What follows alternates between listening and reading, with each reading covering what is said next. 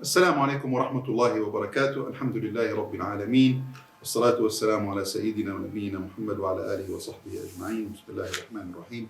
My dear brothers and sisters, we continue with the nightly reflections of Ramadan. I ask Allah subhanahu wa ta'ala to accept from us our fasting. And I ask Allah subhanahu wa ta'ala to enrich us with knowledge of the great Muslims who came before us, because they were closer to the time of Rasulullah sallallahu alaihi wasallam, and they lived Islam in its purest form, and we can learn from them. Today I want to talk to you about a wonderful tabi'i. He is the grandson of Umar ibn al-Khattab radiyallahu anhu. I mean, that alone should tell you how great this guy is. His father is Abdullah, the son of Umar, who was one of the great scholars of Medina. He's one of the four fantastic, best scholars of Medina ever. And he had a son. His son's name is Salim. So I'm going to talk to you today about Salim ibn Abdullah ibn Umar. Now, I'm going to tell you about his life in a very short way today for a few minutes. And in a subsequent one of these reflections, we're going to talk about him again, because his life story interacts with the life story of another one of the tabi'in, who we will talk about inshallah in a future session. Salim ibn Abdullah ibn Umar. His mother was a slave, subhanallah. She was a Persian slave. What happened was, when the Muslims conquered the area of Persia, the daughters of the leader of Persia were taken as prisoners of war. And the customary way at that time is that the prisoners of war would be sold as slaves. But because these three daughters were the daughters of the leader of the Persians, they did not want to simply sell them as slaves. They kind of honored the fact that they were prominent before they were captured. So what they decided to do is to marry them to a Muslim. And each one of them was married to someone. Al-Hussein ibn Ali married one of them, and she would bring for him another wonderful tabi'i, which we will talk about inshallah in a subsequent session. Muhammad ibn Abu Bakr as-Siddiq would marry a second one, and she brought for him Al-Qasim ibn Muhammad ibn Abu Bakr, who we talked about earlier in the month. And the third one would marry Abdullah ibn Umar, and she would bring for him a son by the name of Salim. Salim ibn Abdullah ibn Umar. The people who describe him say he was closest in appearance to his grandfather Umar ibn al-Khattab. He was tall, he was big, he was extremely eloquent when he spoke, he had firm command of the Arabic language, and he also was strong like Umar ibn al-Khattab radiyallahu anhu. He was not someone who would let things slide. He always did the right thing. He learned Islam from his father, Abdullah ibn Umar, one of the great scholars of Mecca and of Medina at the time, and one of the most knowledgeable men of his time and of subsequent times. Abdullah ibn Umar, who learned from his father, Umar ibn al-Khattab radiyallahu anhu, who learned from Rasulullah sallallahu alayhi wasallam. Salim ibn Abdullah has a life story of clarity. He understands Islam. And that's why I felt we needed to talk about his life, because he understood the true meanings of Islam. He understood exactly what his relationship is with Allah subhanahu wa ta'ala and with Rasulullah sallallahu alayhi wasallam. And he employed it in his life on a daily basis. He was kind, he was considerate, he was compassionate, he was extremely knowledgeable. But the most important thing about him is he was clear on the truth. Sometimes people don't understand the truth. They start interpreting things this way and that way, and they don't really get it. But Salim ibn Abdullah had a clarity in his mind of what Islam was all about. One time, Sulaiman ibn Abdul Malik, one of the great khulafa of the Umayyin, Sulaiman ibn Abdul Malik came to Mecca to perform Hajj. And when he arrived at Mecca, he did the tawaf around the Kaaba, and he saw Salim ibn Abdullah sitting in the Masjid al-Haram, on the side. And he saw him reading Quran. He wasn't reading from a book. He had memorized the Quran, but he was reciting Quran. So the Khalifa, when he finished the tawaf, he went to sit, after he prayed 2 rak'ahs, he went to sit where Salim was sitting, and he waited for him. But when he arrived, people started to make room for him. So Salim was kind of upset when he saw that, but he didn't say anything. He continued to recite Quran. Salim did not stop reading Quran. Even though the Khalifa came, he continued to read Quran. And when he finished reading Quran, the Khalifa approached him and he greeted him. He said, Assalamu alayka ya Aba Umar. He was called Abu Umar. He named his son Umar after his grandfather. He said, Assalamu alayka ya Aba Umar. Salim said, Wa alayka assalam wa rahmatullahi wa barakatuh. He didn't even say Ya Amir al-Mu'mineen. He just said, Assalamu alaykum wa rahmatullah. He said, ask me to do something for you. SubhanAllah. The Khulafa, they liked to get close to the scholars. They liked to treat the scholars well. That did 2 things. Number one, it made them feel good, that they were encouraging scholarship and learning and so forth. But at the same time, it made them look good in front of the people, because the people honored the scholars. So if they saw the Khalifa also honoring the scholar, then they would be happy with the Khalifa. So it was kind of a political move as well. SubhanAllah, these people were good politicians. They knew how to play the game. So he said, ask me to help you with something. Salim did not answer. So the Khalifa thought that Salim didn't hear him, that maybe he didn't hear what he asked him.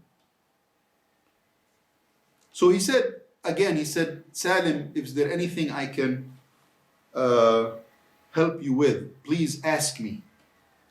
Salim looked at him and he said, Wallahi, by Allah, I am shy to be in the house of Allah and ask someone else for help. SubhanAllah. You see the clarity of his belief.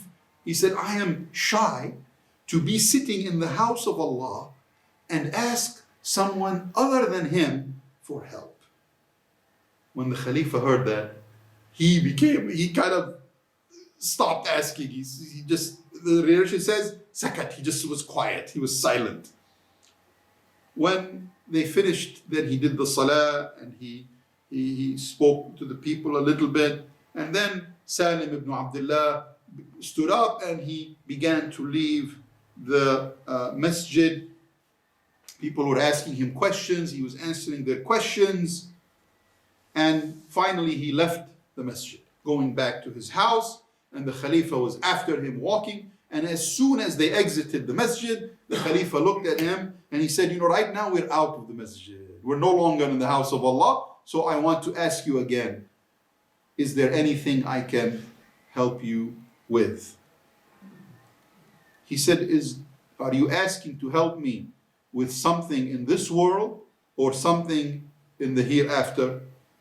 How is the Khalifa going to answer that? I mean, he cannot help him with something in the hereafter. He can only help him with something in this world. He said, no, from this world, I cannot help you with the afterlife. I can only help you with this world. Salim looked at him and he said, I'm shy to ask the owner of this world for something. How can you expect me to ask for something from someone who's not the owner of this world? SubhanAllah. You see the clarity of his understanding? He said, I'm shy to ask the owner, Allah subhanahu wa ta'ala, He's the owner of this world. I'm shy to ask Him. So how could I possibly ask someone who doesn't even own this world? Subhanallah. فَخَجِلَ الْخَلِيفَةِ. So the Khalifa was embarrassed. Like, can you imagine? He's the Khalifa. He was embarrassed. And he decided to leave him. And he said, مَا أَعَزُّكُمْ آلَ الْخَطَّابِ. The Khalifa kind of honored him. He said, you are the pride. You're the pride of this ummah. You, the people of Umar ibn al-Khattab, you are the pride of this ummah. And then he said, Barakallahu alaykum. May Allah bless you. Subhanallah al-Azim. That's the kind of honor that this man received. Time would go by, and Salim ibn Abdullah would travel to Al-Iraq. And when he traveled to Al-Iraq, he met Al-Hajjaj ibn Yusuf al-Thaqafi. Al-Hajjaj was the governor of Iraq appointed by the Khalifa in Damascus. Al-Hajjaj had some good qualities, but he also was a brutal leader. He was extremely tough, and anyone who challenged him would be killed. There was no two ways around it. He actually didn't put people in prison. That was not one of his things. You either lived and you followed him, or you died. It's simple as that. That's how he operated. And one day, Salim ibn Abdullah, when he arrived at Iraq, he entered upon Al-Hajjaj. And when Hajjaj saw him, he was so happy to see him because he was a scholar. He was known, he was respected by everybody. And he invited him in and he sat next to him and he started to tell him, bring the people, bring the men to come and meet Salim ibn Abdullah ibn Umar, the great scholar, the scholar who is the grandson of Umar ibn al-Khattab radiyallahu anhu. And they began to talk and he started to ask him about the people of Mecca and Medina and how they were doing. And Salim would relate to him how everybody was doing there. And then Al-Hajjaj got a sword and he gave it to Salim. He said, you see this sword? He said, yeah. He said, you see these people sitting here? There were 4 or 5 people sitting. He said, these people are disbelievers. And not only are they disbelievers, they have transgressed against our rule. They don't want the Muslims to rule. SubhanAllah. I want you to take that sword and have the honor of killing the first one of them. SubhanAllah. See Hajjaj, how brutal he was? I mean, just like that, no questions asked. We're going to kill him. And he gave Salim, and he thought he was honoring Salim, that he's going to kill a man who was dissenting, who was an unbeliever. Now, he was not an unbeliever. These people were Muslims. But in Hajjaj's mind, if you challenge his rule, you exited Islam. That's how he looked at it. SubhanAllah, how we have people today who think the same thing. That's very dangerous. But that's how he thought. He said, take the sword and cut off the head of the first one. Salim thought they were actually non-believers who indeed were trying to topple the rule of Muslims. So he took the sword and he went to this first man and he looked at him. And when he looked at him, he felt in his heart that the guy was a Muslim. He kind of felt something wasn't right. So he said, are you a Muslim? Just asked him directly. Before he cut off his head, he said, are you a Muslim? I'm a Muslim. The man said, Na'am, alhamdulillah. Yes, I'm a Muslim, thank God. Alhamdulillah. Al-Hajjaj kind of got upset. He said, why are you asking him all these questions? Just do it.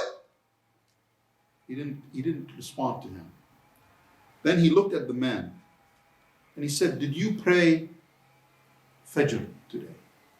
He asked the Muslim, the guy who said he was a Muslim, he said, did you pray Fajr? The man said, and is there a Muslim who doesn't? SubhanAllah. Where are we today? A lot of Muslims don't pray Fajr, but we should. Back then they assumed you're a Muslim, you're going to pray Fajr. He said, yes, I prayed Fajr. SubhanAllah. Hajjaj was getting upset. He said, just cut his head off. Don't stop asking him questions. Salim ibn Abdullah took the sword and returned it to Al-Hajjaj. He said, I'm not going to cut his head off. He said, what? The guy is dissenting. He was trying to topple my rule. He was this, he was that. He said, I heard Rasulullah sallallahu alaihi wasallam say, you see, the knowledge here is important, clarity. He said, I heard Rasulullah sallallahu alaihi wasallam say, Man salla salat al-subh, fahuwa fi dhimmatillah. I heard Rasulullah sallallahu alaihi wasallam say, whoever prays Fajr is in the protection of Allah. SubhanAllah. So I cannot kill a man who is in Allah's protection. Because if I kill him and Allah is protecting him, Allah's going to kill me. That's it, it's over, I'm gone. I'm going to be punished severely.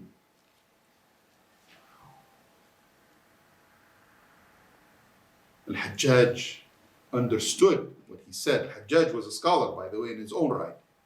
He said, but we're not killing him because he missed Al-Fajr. You see, that's not what I asked you to do. We're killing him because he dissented against us. Salim looked at him and said, you know, it's okay if he dissents us, but that's not a reason for us to kill him. Just very simply, very simple, very straightforward, and very clear. He said, that's not a reason to kill him. I will not do it. Al-Hajjaj became embarrassed that this man taught him something. He taught him the truth. And indeed, he forgave those 4 men who were sitting. And he said, Aqilun aqil. He said that Salim was a man who was wise. He was a man who was wise. Subhanallah al-Azim.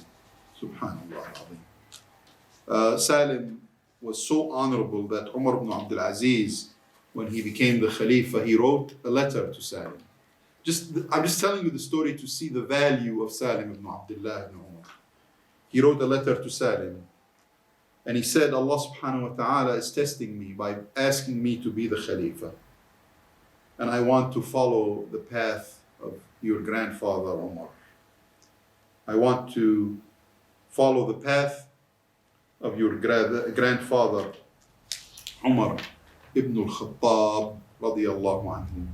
And I want you to give me some advice on how he ruled so that I can rule the same way that he did.